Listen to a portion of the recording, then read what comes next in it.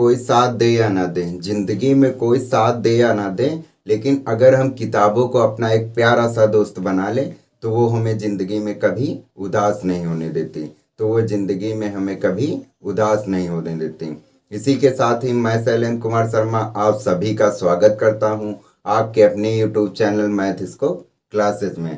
तो आज हम लोग पढ़ने वाले हैं एनसीईआरटी क्लास 10th के मैथ के चैप्टर नंबर 1, जिसको हम लोग कहते हैं रियल नंबर्स, या हिंदी में इसको कहते हैं हम लोग वास्तविक संख्याएं।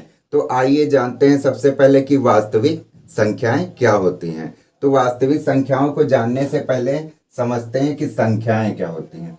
तो संख्याएं, अगर हम बात करें संख्याओं की, तो संख्याएं जो हमारी होती हैं वो दो प्रकार की होती हैं। पहली जो हमारी होती है वो वास्तविक संख्या कहलाती है। पहली हमारी वास्तविक संख्या कहलाती है। वास्तविक संख्या को हम लोग रियल नंबर्स भी बोलते हैं।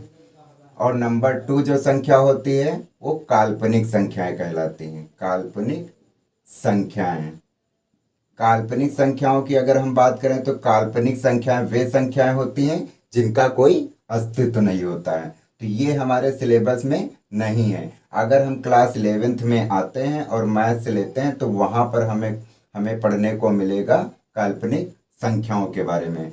लेकिन हम आपको एग्जाम्पल के द्वारा बता देते हैं कि काल्पनिक संख्याओं का मतलब क्या है। अगर x² + 2 = 0 दिया है और आपसे कहा जाए कि x के दो मान बताइए, तो x² = -2 आ जाएगा। और इसको सॉल्व करेंगे तो प्लस माइनस का रूट के अंदर 2 आ जाएगा।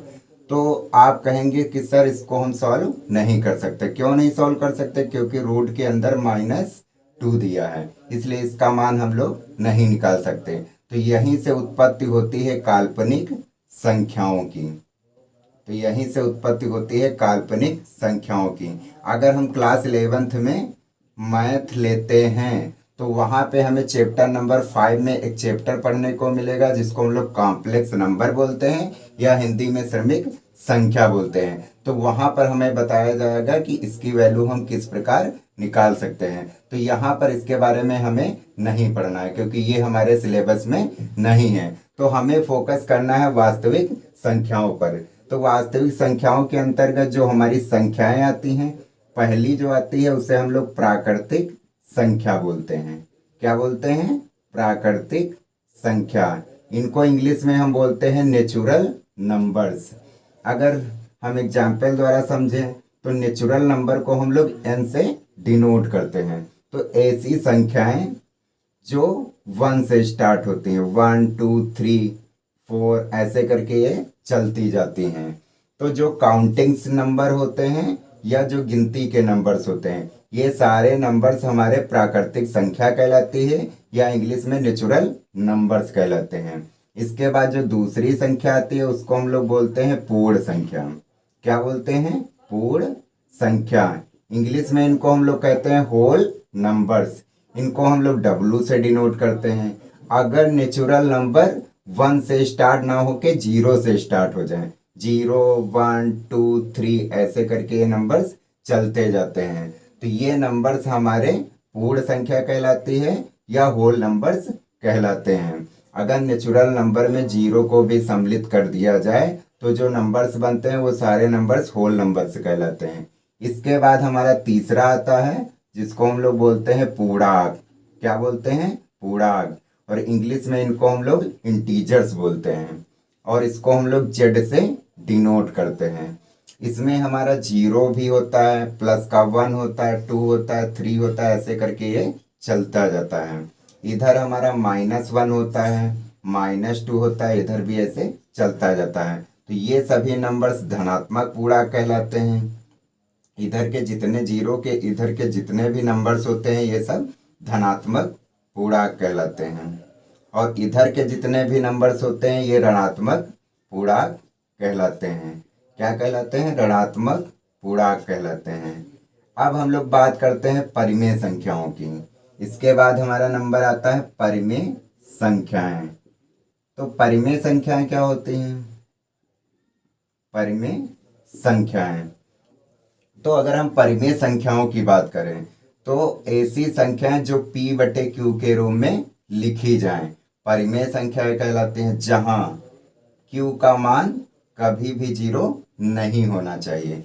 Q का मान कभी भी जीरो नहीं होना चाहिए और साथ में जो P और Q का जो HCF हो वो 1 होना चाहिए। तो ऐसी संख्याएं जो P बटे Q के रूप में लिखी जाएं जहां Q का मान कभी भी जीरो ना हो तथा P और Q का जो HCF होना चाहिए 1 होना चाहिए, तो वो संख्याएं हमारी क्या कहलाती हैं? परिमेय संख्याएं कहलाती हैं। और P और Q क्या होंगे? यहाँ पे एक पूर्णांक होंगे, मतलब एक इंटीजर्स होंगे। अब हम बात करते हैं अपरिमेय संख्याओं की। अपरिमेय संख्याओं की, तो अपरिमेय संख्याएं क्या होती हैं? मतलब जितनी भी अभाज्य संख्याएं होती हैं, जितनी भी अभाज्य संख्याएं होती हैं। अभाज्य संख्याएं क्या होती हैं? अभाज्य संख्याएं क्या होती हैं? मतलब वो संख्याएं जो खुद से कटें और 1 से कटें, वो सारी संख्याएं अभाज्य संख्याएं कहलाती हैं। अगर उनका हम लोग रूट ले लें, जैसे √2, √3, √5, ये सभी संख्याएं क्या कहलाती हैं? अपरिमेय संख्याएं कहलाती हैं। अगर जितनी भी अभाज्य संख्याएं होती हैं, अगर उनका हम लोग रूट निकालें तो जितनी भी संख्याएं होती हैं ये सभी संख्याएं अपरिमेय संख्याएं कहलाती हैं, क्योंकि इन्हें हम P बटे Q के फॉर्म में नहीं लिख सकते हैं। तो ये हो गया हमारा संख्याओं के बारे में चर्चा। तो अगर आप इसका स्क्रीनशॉट लेना चाहते हैं तो ले सकते हैं। इसके बाद हम लोग समझते हैं कि यूक्लिड विभाजन प्रमेय क्या होती है। अब हम लोग जानते हैं यूक्लिड विभाजन प्रमेय के बारे में। तो यूक्लिड विभाजन प्रमेय क्या कहती है?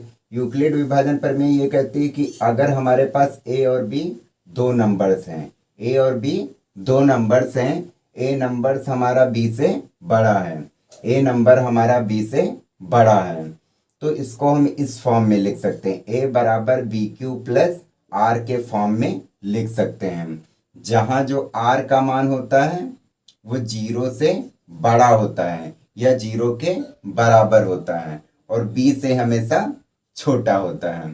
तो जो R का मान होता है वो 0 से बड़ा होता है या 0 के बराबर होता है और B से हमेशा छोटा होता है।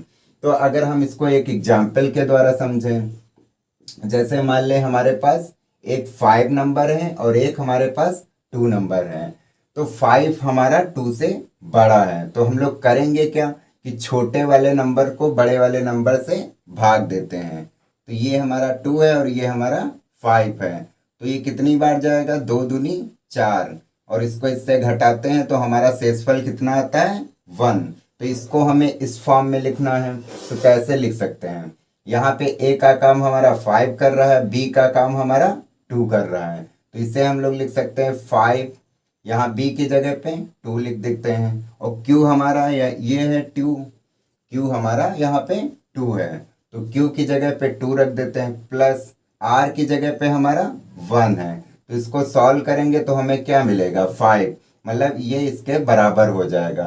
तो इसका मतलब जो यूक्लिड ने कहा था वो बिल्कुल सही है कि A जो हमारा A और B अगर दो नंबर्स हैं, A हमारा B से बड़ा है, तो इसको हम लोग A बराबर BQ प्लस R के फॉर्म में लिख सकते हैं, जहाँ जो R का मान होता है वो 0 से बड़ा होता है या 0 के बराबर होता है और B से हमेशा छोटा होता है। तो यहाँ पे R का मान हमारा 1 है, तो 0 तो है नहीं और 0 से बड़ा है, और जो Q है हमारा वो हमारा 2 है, और B का मान जो है हमारा 2 है, वो हमेशा R से क्या होता है? बड़ा होता है। तो इसका मतलब ये हमारी यूक्लिड विभाजन प्रमेय हो गई। अगर आप इसका स्क्रीनशॉट लेना चाहते हैं तो ले सकते हैं। तो आज हम लोगों ने सीखा कि वास्तविक संख्याएं क्या होती हैं, और इसके अंतर्गत हमने सीखा कि यूक्लिड विभाजन प्रमेय क्या होती है। तो आज हम लोगों ने इस चैप्टर के अंतर्गत बेसिक कॉन्सेप्ट के बारे में सीखा। तो आज के लिए इतना ही। फिर हम लोग जब नेक्स्ट वीडियो में मिलेंगे तो नेक्स्ट वीडियो में हम आपको एक्सरसाइज 1.1 के क्वेश्चन को कराएंगे। अगर आपको ये वीडियो अच्छा लगता है तो प्लीज़ हमारे चैनल को सब्सक्राइब करें, लाइक करें, शेयर करें और साथ साथ बेल आइकन को प्रेस करें, ताकि हमारे वीडियो के नोटिफिकेशंस आपको समय समय पर मिलते रहें। फिर मिलेंगे नेक्स्ट वीडियो में एक अगली एक्सरसाइज के साथ। तब तक के लिए जय हिंद, जय भारत।